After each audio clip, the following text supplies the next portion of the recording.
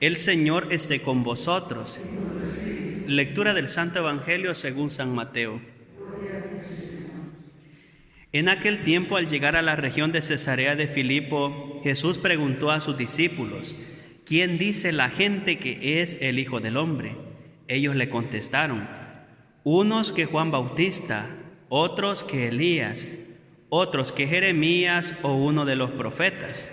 Él les preguntó: ¿y vosotros quién decís que soy yo? Simón Pedro tomó la palabra y le dijo: Tú eres el Mesías, el Hijo de Dios vivo. Jesús les respondió: Bienaventurado tú, Simón, hijo de Jonás, porque esto no te lo ha revelado ni la carne ni la sangre, sino mi Padre que está en los cielos. Ahora yo te digo, tú eres Pedro, y sobre esta piedra edificaré mi iglesia, y el poder del infierno no la derrotará. Te daré la llave del reino de los cielos. Lo que ates en la tierra quedará atado en los cielos, y lo que desates en la tierra quedará desatado en los cielos. Palabra del Señor. Tengan la bondad de sentarse, hermanos. Celebramos la solemnidad de San Pedro y de San Pablo. Son los pilares de la fe. Pedro es el primero en confesar la fe, como lo acabamos de escuchar en el Evangelio, y Pablo es aquel que propaga la fe, que predica el Evangelio, que extiende el anuncio del Evangelio. Pedro, por su parte, destaca por evangelizar, por anunciar a Cristo, el misterio de Cristo en Judea, al pueblo judío, y Pablo a los pueblos paganos. Y así tenemos los dos extremos. Pedro preside en la fe, anuncia a Cristo al pueblo judío, al pueblo de la primera alianza, y Pablo, al predicar el Evangelio a los gentiles, a los paganos, a los que no formaban parte del pueblo de Israel, del pueblo judío, lo que hace es anunciar el Evangelio a todos, asegurándonos que la salvación es universal. Dios ofrece a todos la salvación, y así por caminos diversos ellos llegan a un mismo punto, y ese punto es la fe en Jesucristo. Solamente Cristo salva. Ese es el mensaje de salvación. Pues la Iglesia ha querido reunir en un mismo día, en una misma celebración, el tributar gloria a Dios por la santidad de San Pedro y de San Pablo. Por eso nos hemos reunido para celebrar la misa. En los textos de la palabra de Dios se nos hace ver el ejemplo de cada uno de ellos. Pedro, que experimenta la cárcel, y en ese momento difícil, en la persecución, Dios no le abandona. Esa misma será la experiencia de Pablo, como él contará a Timoteo. A pesar de todo, le dice: yo he mantenido la fe, he luchado el combate de la fe y he llegado al momento límite, dice Pablo. Pablo reconoce que el camino que ha recorrido ha sido difícil, pero que Dios no le ha abandonado, y por eso ha mantenido la fe. Ahora quisiera que nos detengamos en el texto del Evangelio. Este Evangelio que es clave, Mateo 16, 13, 19.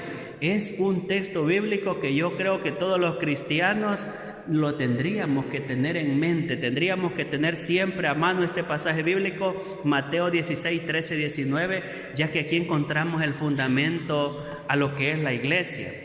Jesús pregunta a los discípulos, hace una pregunta general, un sondeo general: ¿quién dice la gente que es el Hijo del Hombre?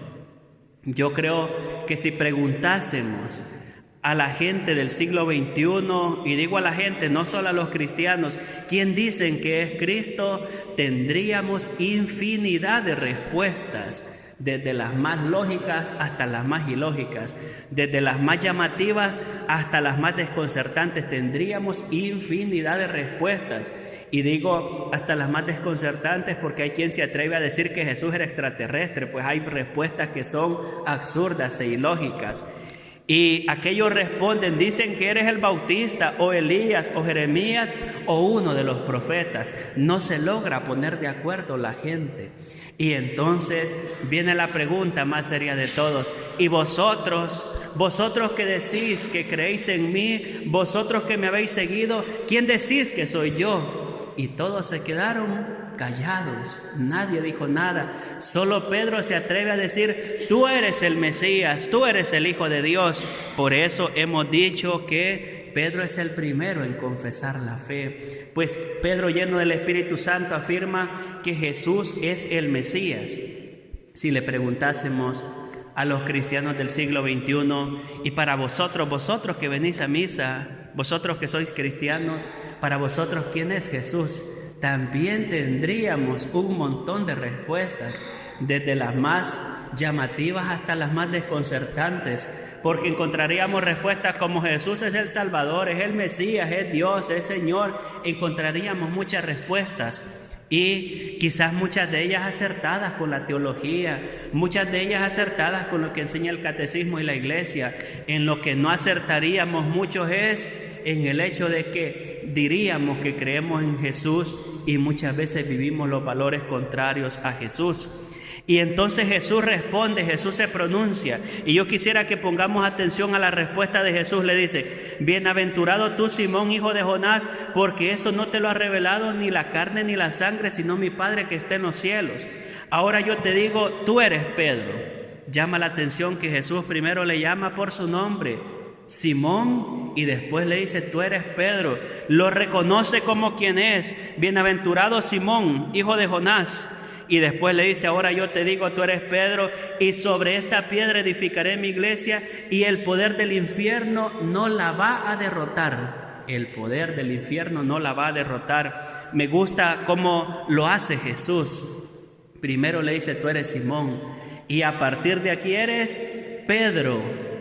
Cefas en español sería, en castellano, piedra, roca, lo inamovible, lo que es sólido, lo que no se puede mover, lo que es consistente, lo que permanece. Y sobre esta piedra yo edifico mi iglesia, no mis iglesias, mi iglesia. Y además agrega Jesús que el poder del infierno no la va a vencer. Sobre el fundamento visible de los apóstoles, Cristo funda la iglesia. Por eso es que este día oramos por el Papa, que se llama Francisco, y oramos por los obispos, por el de Valencia, que se llama Cardenal Antonio Cañizares, y sus obispos auxiliares. Rezamos también por ellos. Pues sobre el fundamento visible de los apóstoles, Cristo funda la iglesia. ¿Cuántas iglesias? Mi iglesia, en singular, solo una. Lo que pasa es que el pecado de los hombres ha hecho que nos dividamos, porque llegó un padrecito que no estaba tan de acuerdo y salió disparado y fundó la iglesia, que hoy se llaman protestantes o evangélicos. Salió aquel rey que ya sabéis cómo se llama, que porque no le disolvieron el matrimonio fundó su iglesia, y ahí nacieron los anglicanos, y así se han ido desmembrando de la iglesia de Cristo. Pero al inicio Cristo funda una iglesia, y esa iglesia subsiste ¿dónde? En la iglesia católica, que después de 2000 años sigue en pie. Y dice Jesús, esta es la promesa que le tenemos que prestar atención: y el poder del infierno no la va a derrotar, hermanos, ni de fuera ni de dentro. Ni de fuera todos los que persiguen a la iglesia, ni de dentro. Pensemos en los escándalos de un sacerdote, uno que pusieron al frente de la iglesia abusando de un menor de edad. Pensemos en eso. Ni los de fuera ni los de dentro la van a acabar, porque la promesa de Cristo es que el poder del infierno no la va a derrotar. Ni nosotros, siendo sinvergüenza, siendo corruptos, siendo malos, ni nosotros vamos a lograr acabar la iglesia, porque la promesa de Cristo es que subsiste para siempre, que el poder del infierno no la va a derrotar. Pensemos ahora en las amenazas de fuera. ¿Cuántas amenazas desde fuera tiene la iglesia? Si les preguntáramos a los de fuera, les hiciéramos la pregunta del Evangelio: ¿y para vosotros quién es Cristo? ¿Y para vosotros quién es la iglesia? ¿Qué nos dirían? Que somos retrógradas. Nos señalarían de que estamos viviendo en el pasado. Nos señalarían de que tenemos la mente cerrada y que no nos queremos abrir a las nuevas ideas, a las nuevas opciones. Es curioso que en el siglo XXI yo tengo libertad de expresión, pero cuando digo que no al aborto y no al matrimonio homosexual, se acabó mi libertad de expresión. Es curioso. Es curioso que la iglesia es perseguida por predicar el evangelio. Es curioso que la iglesia es perseguida por anunciar el evangelio. Ahora mismo, ¿por qué la iglesia es perseguida? Porque dice que no al matrimonio homosexual. porque dice que no a la eutanasia, porque dice que no al aborto y a tantas ideas absurdas. A mí, por ejemplo, me llama la atención que España, habiendo tantas mujeres hermosas, como Miss Universo, tengan a un hombre de Miss Universo. Pues a eso es a lo que nos oponemos, porque es una cuestión irracional desde el punto de vista de la biología.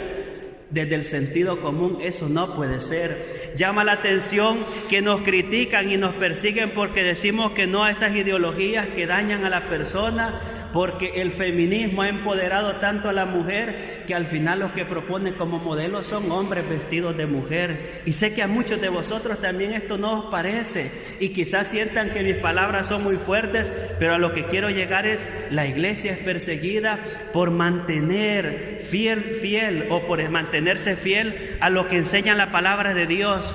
Dios los creó varón y mujer. Y pensemos desde dentro. Los enemigos de la iglesia desde dentro somos nosotros cuando no nos convertimos. Son los curas corruptos, las monjas corruptas, los obispos corruptos que se cierran a la gracia de Dios, que ponen sus ideales o sus ideas sobre el evangelio y muchas veces terminan destruyendo a las comunidades cristianas. También en la iglesia dentro hay enemigos. ¿Y cuál es el ideal? El ideal es ser como Pedro y como Pablo, no presentarnos a nosotros mismos, sino presentar el anuncio del evangelio, predicar a Cristo. Así que hoy, queridos hermanos, os invito a orar por la iglesia. ¿Quién es la iglesia? Somos todos. No pensemos en la iglesia como el Papa, los obispos y los curas. La iglesia somos todos los bautizados. La jerarquía de la iglesia, ahí sí incluyamos al Papa y a los curas y a los obispos, pero la iglesia somos todos. Hoy oremos por la iglesia en la cual subsiste la iglesia de Cristo. Oremos por aquellos que ahora son sucesores de los apóstoles, por nuestros obispos. Oremos especialmente por el Papa Francisco. Profesemos la fe. Creo en Dios.